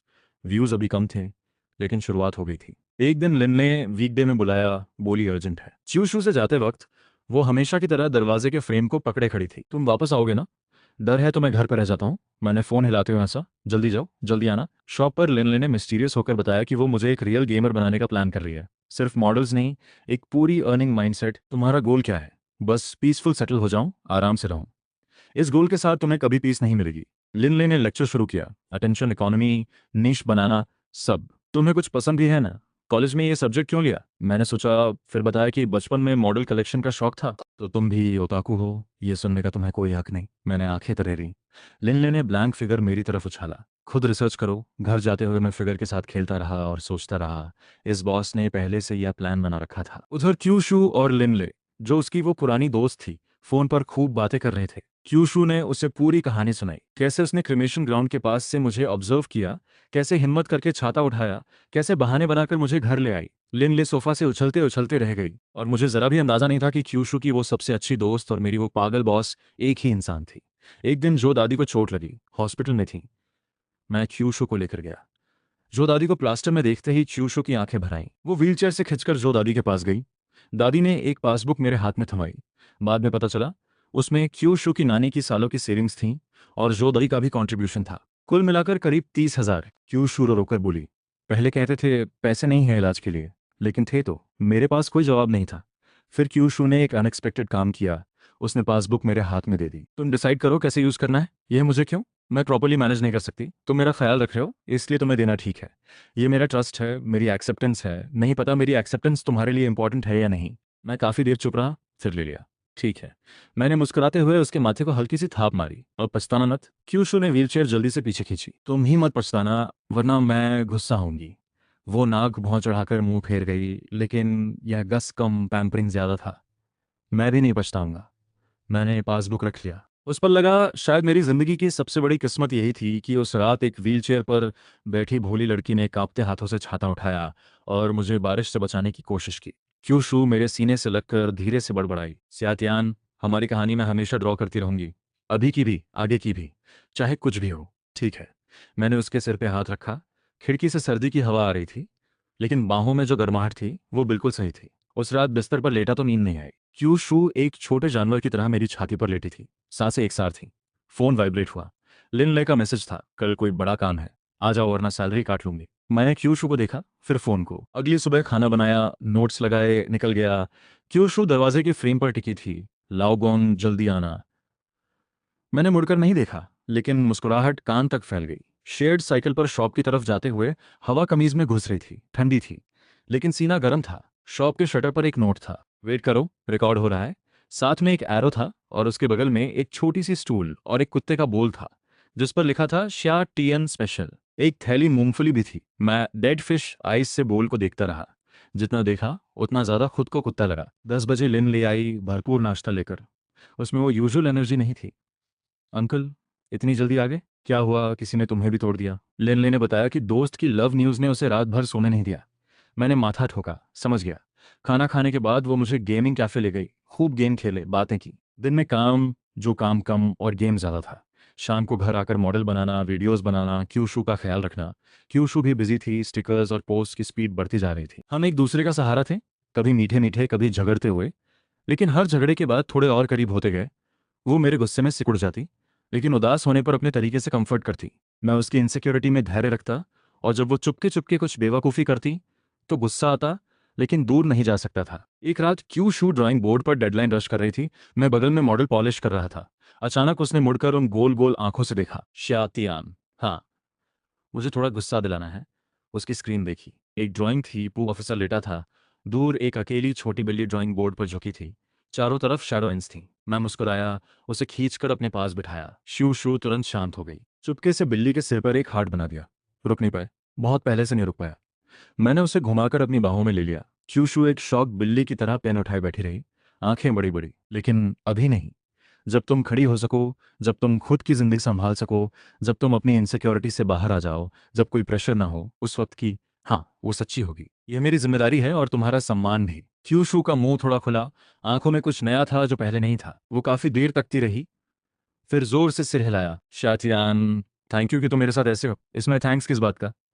मैंने उसकी नाक को हल्के से ठोका। बस फील होता है कि तुम मुझे बहुत संभालते हो, खुद से ज्यादा, जैसे नानी करती थी। काश नानी को पता होता कि तुम मिले। होता, हाँ जरूर होता। खिड़की से फिर हवा आई, ठंडी, लेकिन बाहों में गर्माहट वैसी ही थी। हमारी कहानी चल रही थी। चू कह चुकी थी कि वो सब ड्रॉ करती रहेगी, और मैं सोच रहा था कि जिंदगी को बेहतर कैसे बनाऊं, उसके लिए भी, खुद के लिए भी। आगे क्या होगा कोई नहीं जानता, लेकिन अभी मैं छोड़ना नहीं चाहता था। फोन वाइब्रेट हुआ। लिनला का मैसेज था, कल बड़ा काम है, आ जाओ वरना सैलरी कट जाएगी। मैंने बाहों में सोई क्यूशू को देखा, उसके बाल कान के पीछे किए, फिर रिप्लाई किया, आता हूँ। रास्ते में जितना आगे बढ़ता था, मन उतना ही भारी होता जाता था। कल क्यूशू से प्रॉमिस किया था कि हॉस्पिटल में जो दादी को मिलने ले जाऊंगा। रात को दोनों ने मिलकर प्लान किया था, यहाँ तक कि बुक स्टोर से उसके लिए कुछ रेफरेंस बुक्स भी लेनी थी। मैंने धीरे धीरे उसे कन्विंस किया था कि अभी जो अर्निंग हो रही है वो खुद को इम्प्रूव करने में लगाए, तो अब घर चलाने का ज्यादा बोझ मुझ पर था। हालांकि क्यूशू का मंथली बेनिफिट था और वो पासबुक भी, लेकिन बेनिफिट को इमरजेंसी के लिए रखना था, और पासबुक वाले 30,000 को छूना भी ठीक नहीं था। क्यूशू की नानी का हिस्सा तो उसका ही था, और जो दादी ने जो डाला था वो पूरी बात जाने बिना, उनसे मिले बिना डिसाइड नहीं होना चाहिए था। लेकिन आज मैंने प्रॉमिस तोड़ दिया। अगर सब ठीक रहता तो आज ही ये सब सेटल हो सकता था, लेकिन बस इस एक फ्यूचर की चाह में यहाँ आ रहा था। ये काम शुरू से रिलायबल नहीं लगती, फिर भी मन इसी तरफ था, क्योंकि मुझे पता था मुझे अभी क्या चाहिए। इस फाइनेंशियल सिचुएशन से बाहर निकलने का रास्ता शायद यही बॉस दे सके। लेकिन फिर भी शॉप की तरफ हर कदम बढ़ाते हुए जो दादी का चेहरा याद आता रहा, चूशू को ढूंढती उनकी बेचैनी, खाना देते वक्त की हंसी, हॉस्पिटल बेड पर भी हमारी चिंता, और जाते वक्त वो मुड़कर देखना। क्या मैंने गलत किया? मैंने कड़वी हंसी के साथ सिर हिलाया। शाम को जल्दी निकलना था, क्यूशू को हॉस्पिटल ले जाना था। कब पहुंचा पता नहीं चला। शॉप का दरवाजा सामने था, तभी पाँव से वो सिगरेट वाला बोल टकराया और मैं होश में आया। ऊपर देखा तो सोफा पर एक नमकीन मछली की तरह लिन ले पड़ी थी, बिखरे बाल, काले घेरे, और मेरी तरफ शिकायत भरी नजरें। दरवाजा खोलकर अंदर गया। दोनों एक दूसरे को घूरते रहे, एक शब्द नहीं। मैंने हिम्मत करके पूछा, बॉस अचानक इतनी इमरजेंसी क्या थी? लिन ने ज़ॉम्बी की तरह करवट ली, फिर वापस गिर गई। मुंह कुशन में दबाकर बोली, बाद में, पहले शांति। खाना कहाँ है? मैंने खाली टेबल देखी। इसने कोई स्विच दबा दिया। लिन ले अचानक भड़क गई। बस यही तो प्रॉब्लम है। उसने एक चीख निकाली और मुंह वापस कुशन में दबा लिया। वो दादी जो ब्रेकफास्ट बेचती थी, आज नहीं आई। डिलीवरी का वेट है, पास में और स्टॉल्स नहीं है। तुम्हें क्या? ठीक है, बात खत्म। दरअसल मुझे उस दादी की थोड़ी चिंता है, हार्ट की प्रॉब्लम है सालों से। जब भी स्टॉल नहीं होता, मतलब हॉस्पिटल गई होती है। मैंने अनजाने में एक सांस ली। जो दादी की बात अभी ताज़ी थी, माँ बाप की याद आई, तो ऐसी बातें दिल को ज़्यादा छूती हैं। काश दुनिया में कोई बीमारी ही नहीं होती। लिनले ने आंखें घुमाई। यार तुमसे यह बचकानी बात सुनकर अच्छा लगा। अंकल तुम बड़े हो गए या छोटे? डिलीवरी आई, दोनों ने खाना खाया। आखिरी बाइट के बाद मैंने पूछा, तो आज क्यों बुलाया? लिनले का एक्सप्रेशन बदला, बात गले में अटक गई। मेरी नज़र सस्पिशियस होने लगी तो वो उठ खड़ी हुई। ज्यादा बात मत करो, बस मेरे साथ चलो। हम दोनों एक पुरानी सी गली में घुसे। दोनों तरफ छोटी छोटी दुकानें थीं, पुराने बोर्ड्स, रोड साइड स्टॉल से भाप उठ रही थी। काम पर जाने वाले मजदूर छोटे छोटे स्टूल्स पर नाश्ता कर रहे थे। लिनले को देखते ही लोग गर्मजोशी से मिले। मेरे मन की वो अजीब सी फीलिंग और गहरी होती गई। लिनले खुद ही बोलती रही, एक दोस्त था मेरा, स्कूल के बाद यहाँ फैमिली का वेट करता था। मैं भी कुछ बार आई, फिर आदत हो गई इस जगह की। कॉलेज के बाद जब पास में शॉप खोली तो दादी जा चुकी थी, लेकिन ठेला अभी भी है, टेस्ट नहीं बदला, प्राइस भी नहीं। एक बार दादी कई दिन नहीं आई, जब आई तो पता चला तबीयत बिगड़ रही है। तो वो दादी अब कहाँ रहती है? सनशाइन अपार्टमेंट्स में। सनशाइन अपार्टमेंट्स, वही तो च्यूशू रहती है।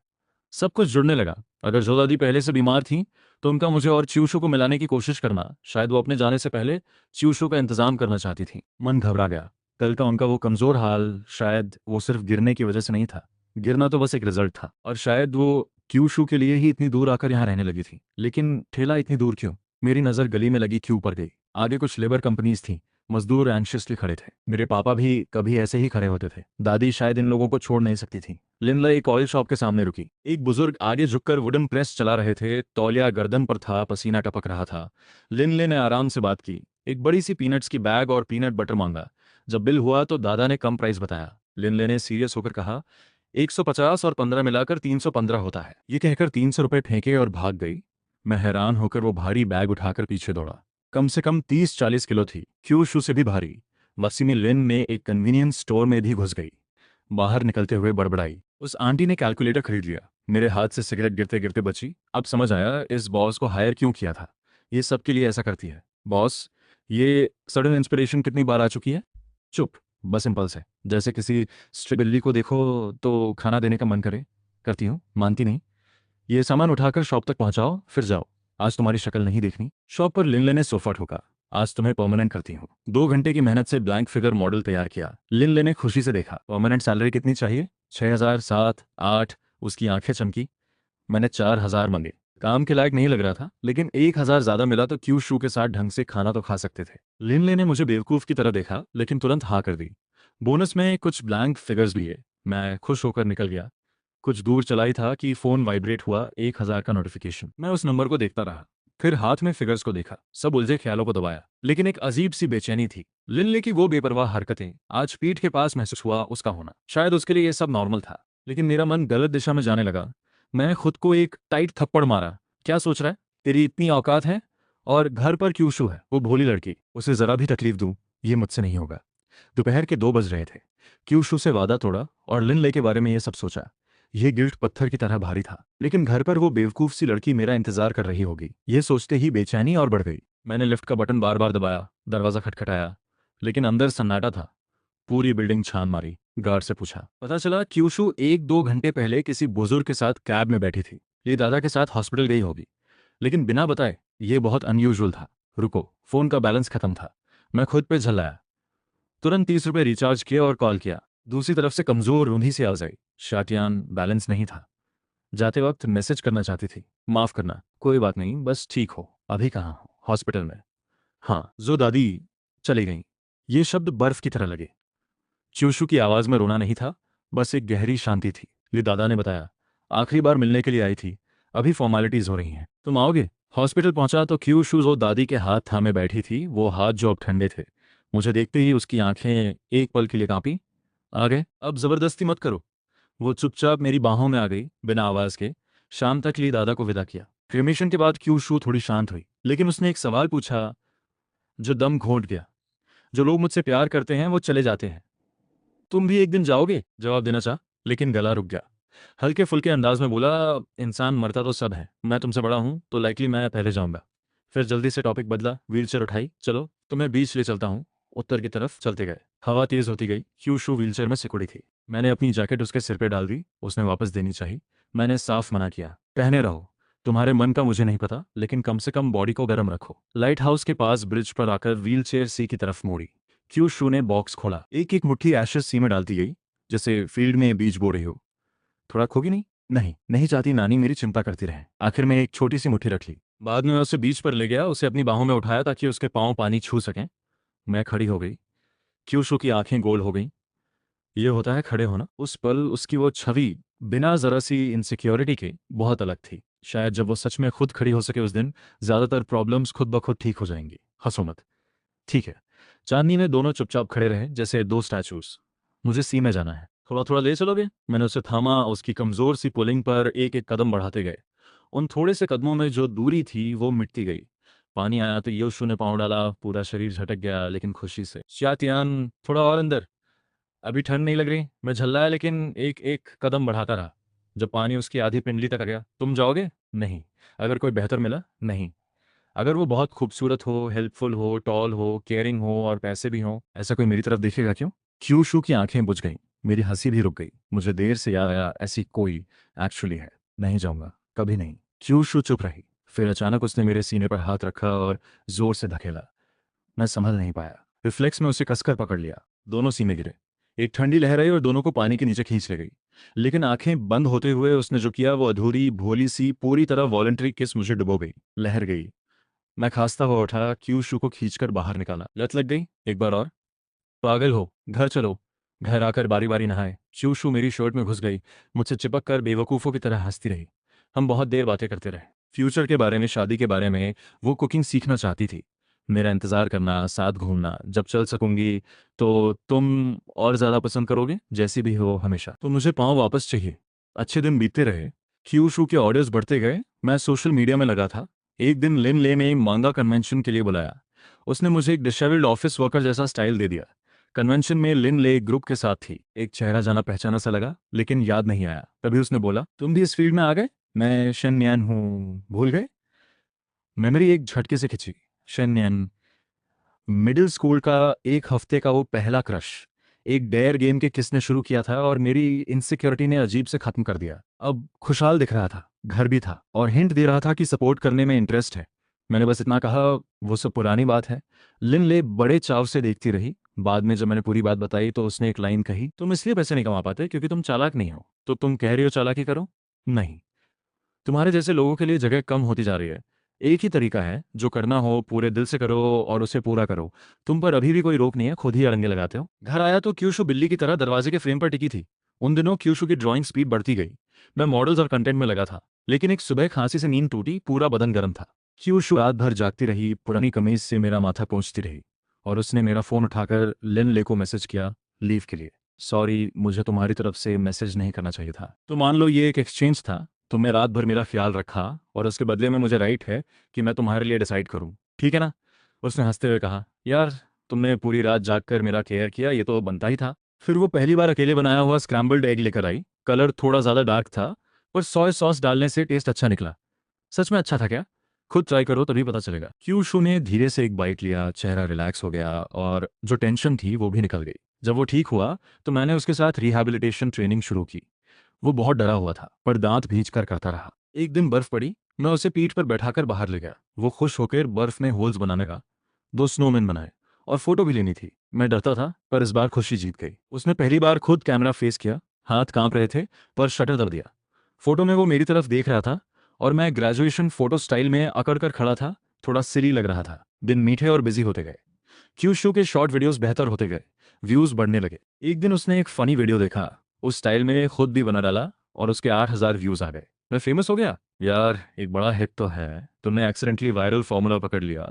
साथ ही मेरे कंटेंट पेज पर पहला कस्टम ऑर्डर आया। एक फैन को हाई से राइडर सीरीज का मॉडल सेट चाहिए था, 300 रुपए का। पहली बार खुद कुछ कमाया था। जब सब कुछ सही होने लगा तभी कुछ बातें सामने आने लगी। लिन ने मुझे सिटी के पास एक सीक्रेट फिशिंग स्पॉट पर ले गया।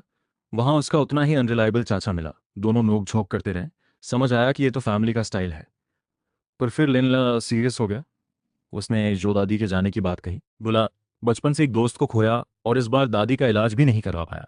मेरे दिल पर गिल्ट और भारी हो गया। अगर मैंने उस दिन बता दिया होता कि दादी हॉस्पिटल गई हैं, शायद सब कुछ अलग होता। तुम्हें पहले पता था ना? हाँ, देखो, उस सैड फेस को मेरा भी मन खराब हो गया। तुम अपनी बीवी से डरते हो? डर से ज्यादा खोने का डर है। दरअसल तुम सही कह रहे थे, हम दोनों अलग हैं। मुझे रोटी पानी की चिंता नहीं थी, इसलिए मैं जान पाया कि मुझे क्या चाहिए। तुम्हारी सिचुएशन अलग थी, पर मुझे इन बातों से फर्क नहीं पड़ता। हम दोस्त हैं। अब मन की बात छुपाना बंद करो। मैं कैसी हूँ? लगता है गर्लफ्रेंड बनने के लिए ठीक नहीं। और अगर कभी छोड़ भी दिया तो तुम्हारे लिए अच्छा ढूंढ दूंगी। दुकान से बाहर निकलते वक्त उसने एक बैग थमाया, 2 इंपोर्टेड सिगरेट्स और एक नया फोन। मैं लेना हो तो फेंक दो। घर आकर मैं काफी देर सोचता रहा, फिर सच बोलने का डिसीजन लिया। बॉस ने दिया था। मैंने बैग क्यूशू के सामने रख दिया। उसने हाथ में फोन पकड़ा, थोड़ा स्टिफ हो गया। हाँ कहा, पर अगले पर वो मुझ पर झपट पड़ा और नीचे दबा लिया। मन नहीं है, बिल्कुल नहीं, पर थोड़ा सा। कम से कम तुमने खुद बताया। बस मैं फिर खुश हो गया। उस रात हम बहुत बातें करते रहे। अचानक क्यूशू ने एक अजीब सा सवाल पूछा। मेरे एक दोस्त का कोई है, वो दूसरे शहर में है। उस दोस्त का एक और दोस्त उसी शहर में है, पर उनके बीच क्या है ये नहीं पता। जिसे वो पसंद करता है उसके साथ एक्सीडेंट हो गया। वो खुद नहीं जा सका। तो दूसरे दोस्त से कहा कि जाकर केयर करो और उसके करीब जाने की कोशिश करो। क्या ये उस दोस्त का इस्तेमाल करना हुआ? ये दोस्त वही पुराना वाला है? नहीं। तो इसे कब से कोई मिला? हाल ही में। तुम उसकी बात क्यों कर रहे हो? उसे कोई पसंद है इसीलिए। मैं थोड़ा रुक गया। पर क्या ये सब सच में कोइंसिडेंस था? फिर भी मैंने और नहीं पूछा, क्योंकि चाहे सच जो भी हो, रिजल्ट तो एक ही था। मैं क्यूशू को नहीं छोड़ूंगा और लिन ले के साथ भी सब ठीक करना जरूरी था। और इतना पूछना उस नाजुक ट्रस्ट को तोड़ सकता था। सॉरी। सॉरी। बाथरूम से क्यूशू की आवाज़ आई। मैंने झूठ बोला था, मुझे उसका फ़ोन नहीं देखना चाहिए था। तब पता नहीं चलता। मैं दरवाजे के बाहर बैठ गया, आखिरी सिगरेट जलाई, फिर बाकी का पूरा पैक ऊपर से नीचे फेंक दिया। जब थोड़ी तबीयत ठीक हुई तो मैंने लिनले को जॉब छोड़ने की बात बताई। इसमें क्यूशू का भी हाथ था, पर असली वजह मैं खुद था। नहीं छोड़ा तो डर था कि एक दिन खुद से नफरत करने लगूंगा। लिनले चुप रहा कुछ देर, फिर एक फैंसी रेस्टोरेंट ले गया। खाते खाते अचानक करीब आया, सीधे देखते हुए बोला, यार तुम्हारे अंदर कुछ है ऐसा जैसे कोई फ्रजाइल चीज़ हो। मेरा बड़ा मन करता है थोड़ा बोली करूं। मेरा दिल एकदम तेज धड़का। फिर बोला, और शायद अब थोड़ा प्रोग्रेस दिखाने का टाइम भी आ गया है क्या? मुझे कुछ समझ नहीं आया। छोड़ो, मजाक था, जल्दी खाओ। वो एकदम चिल मोड में आ गया। कार में लिम ले, फोन देखता रहा, आईब्रोज चढ़ते गए। नहीं यार, ये तो एक ही सांचे से निकलते हैं। उसी वक्त मैं भी उन सवालों से जूझ रहा था जो अब इग्नोर करना मुश्किल था, पर आखिर में मैंने उन्हें टेम्परेरीली साइड में रख दिया। सच से ज्यादा जरूरी था क्यूशू का मेंटल स्टेट। उस रात क्यूशू ने पूछा, सोते नहीं बनता तो क्या सोचते हो? बस जिंदगी के उलझे हुए हिसाब गिनता हूँ। मैं भी ऐसा ही हूँ। हमेशा बहुत तकलीफ होती है, जब भी याद आ रहा है समझ नहीं आता क्या करूँ। बस उसे माफ करना पड़ता है यार। गलतियां तो सबसे होती हैं। क्यूशू काफी देर चुप रहा, फिर धीरे से बोला, जानू आई लव यू। हॉलीडेज में क्यूशू के साथ दिन जल्दी जल्दी गुजरने लगे। दोनों अपने अपने काम में लगे रहते। कभी कभी नजरें मिलती, स्माइल होती, फिर वापस अपने काम में। खिड़की से धूप आती और एक गोल्डन सी रोशनी दोनों के बीच फैल जाती। क्यूशू के वीडियोस अच्छे होते जा रहे थे, इनकम भी धीरे धीरे बढ़ रही थी। वो फनी वीडियो जो अचानक पॉपुलर हो गया था, उसके बाद उसने नए नए स्टाइल्स ट्राई करने शुरू किए। एक दिन उसने मुझे ड्राइंग सिखाई। मैंने एक बेहद स्टूपिड सा स्लाइम क्रैब बना दिया। क्यूशू हंसते हंसते गिरने लगा, पर फिर आइडिया आया। उसने इस स्टाइल को ही वीडियो सीरीज बना दिया। एक रात में व्यूज 1 लाख पार। मैं फेमस हो गया। थोड़ा फेमस तो हो ही गए। उसके शॉर्ट वीडियो अर्निंग और ऑर्डर्स मिलाकर महीने में 2-3 हज़ार होने लगे। मेरे कस्टम ऑर्डर्स भी बढ़ने लगे। पूरी फ्रीडम तो नहीं थी, पर उस तरफ जाने की क्रैक जरूर खुल गई थी। गर्मियों में शादी करेंगे ना? उसने एक सुबह नींद में पूछा। हाँ करेंगे, जब तक तुम उड़ नहीं जाते मुझसे।